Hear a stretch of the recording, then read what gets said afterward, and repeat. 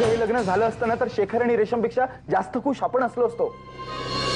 अशी शेखर आणि रेशमची भेट होईल, त्यांची मनं जुळतील म्हणूनच आपण शेखरला बोलवलं होतं ना, पण ते नाही जुळलं.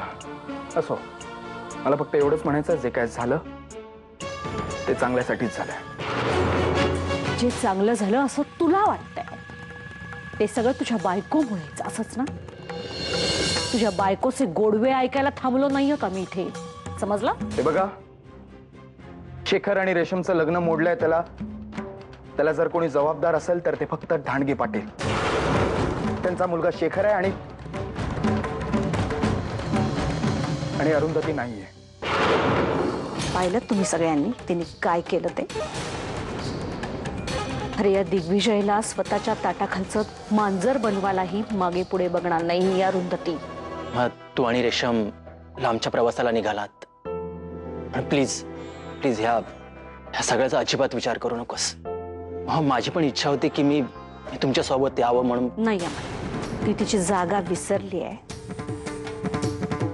आणि तिची योग्य जागा तूच तिला दाखवू शकतोस. मगाशी सगळ्यांची अशी इच्छा होती की मी एक भाऊ किंवा एक मुलगा म्हणून त्यांच्या समोर उभं राहून त्यांच्या बाजूने बोलावं, पण नाही, मला एक नवरा म्हणून जे योग्य वाटलं तेच मी केलं. फक्त नवऱ्याचीच कर्तव्य पार पाडत राहणार आहेस का दिवसभर? मामा आणि रेशम कोल्हापूरला जायला निघाले. अमर, त्यांना जाऊन भेटलास तर त्यांनाही बरं वाटेल. मी येतच होतो आता. चल.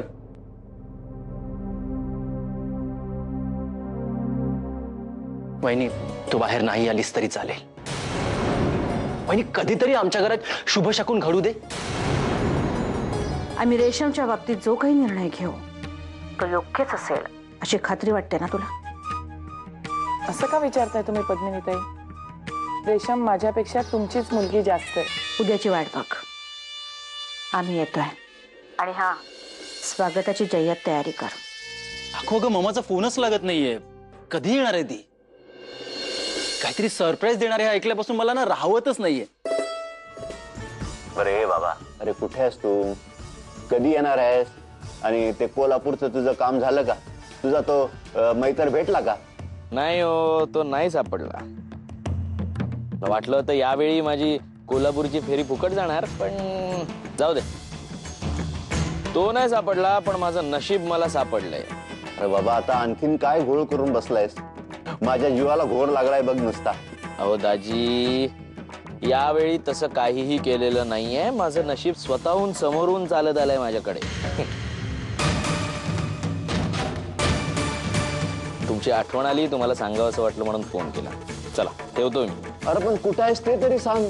काळजी घे. अरे रेशम कुठे आहे? आहे मग सांग ना, कसलं सरप्राईज आहे? आणि ते सरप्राईज रेशम बद्दल आहे हे कळल्यापासून तर मी फारच एक्साइट झालं की काय असेल हे सरप्राईज.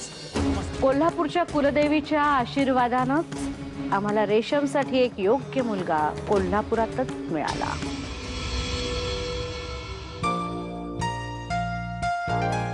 आम्हाला तरी तो सरंजामे कुटुंबासाठी मुलगा एकदम योग्य वाटला. आणि मग मागचा पुढचा कसलाही विचार न करता देवीच्या साक्षीनं, फक्त देवीच्या साक्षीनं आम्ही त्या दोघांचं लग्न लावून दिलं. मम्मा, एनिवेज रेशम कुठे ते सांगा ना, मला तिला भेटायचं आहे.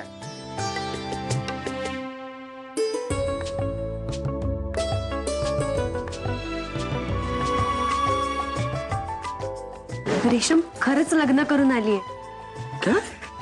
मामा, रेशमला सोड, पण आधी सांग आमचे भाऊजी कुठे आहेत? एक काम करूया ना, रेशमलाच सांगूया बोलवायला.